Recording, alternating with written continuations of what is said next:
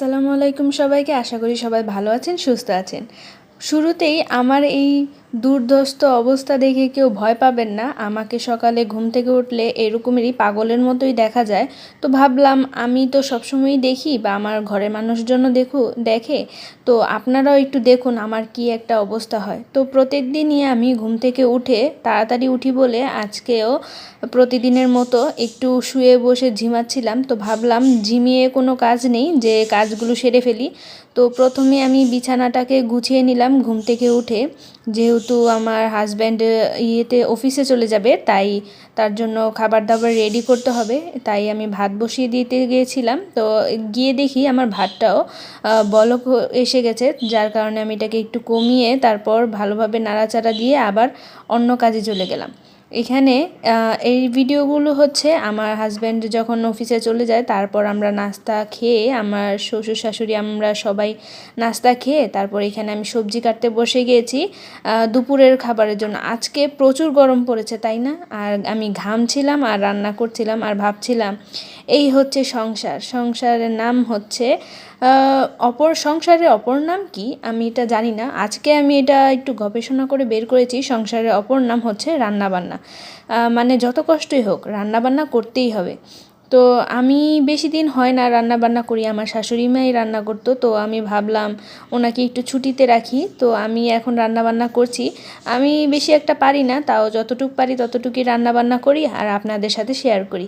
তো আমি সারাদিন আমার তেমন কোনো কাজ থাকে না, এই রান্নাবান্নাটা করলেই শেষ। তো এখানে রান্নাবান্না শুরু করে দিয়েছিলাম। আজকে বেশি রান্না করব না, শুধু একটা তরকারি, যার কারণে এই তরকারিটা কেটে সকাল সকাল রান্নাটা বসিয়ে দিয়েছি। আজকে অনেক রোদ উঠেছিল, দেখেছেন আপনারা?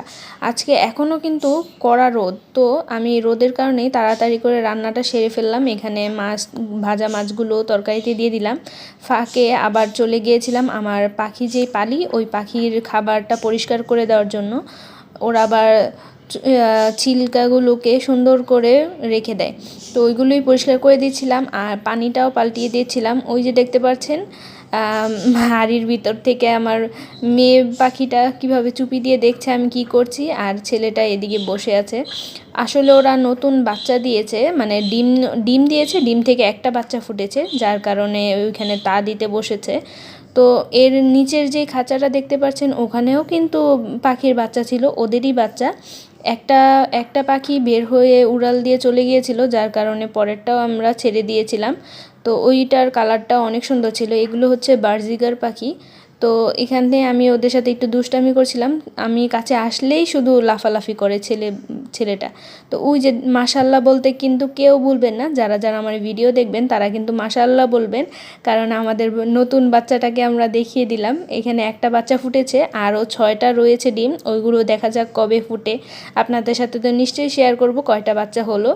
তো এই তো এখানে দেখবেন, এখন আমি কাছে যাওয়া মাত্রই এইভাবে লাফালাফি করে। মানে বাবার যা কর্তব্য, বাবার তো কর্তব্যই হচ্ছে সন্তানকে রক্ষা করা। তাই ওদের দেখলে আসলে বোঝা যায় বোবা প্রাণীরাও কিভাবে সন্তানকে আগলে রাখতে পারে। মানে একটা মানুষ কাছে যাওয়ার সাথে সাথে এইভাবে নাড়াচাড়া করবে। তো আমার শাশুড়ি মার তো প্রতিদিনের চা খাওয়ার রুটিন, তা শাশুড়ি মাকে চা দিয়ে এখানে আমিও চা বানিয়ে নিয়ে চলে আসলাম। এই কাপটা কি কেউ চিনতে পেরেছেন? অনেকের হয়তো ঘরে থাকে। এই চায়ে চা খেলে আমার মনে হয় আমি দোকানের চা খাচ্ছি। আসলে এই কাপটা আমার অনেক ভালো লাগে। তো এই ছিল আজকে আমার সকাল থেকে ঘুম থেকে ওঠার পর সারাদিনের দুপুর পর্যন্ত ভিডিও। সবাই ভালো থাকবেন, আল্লাহ হাফেজ।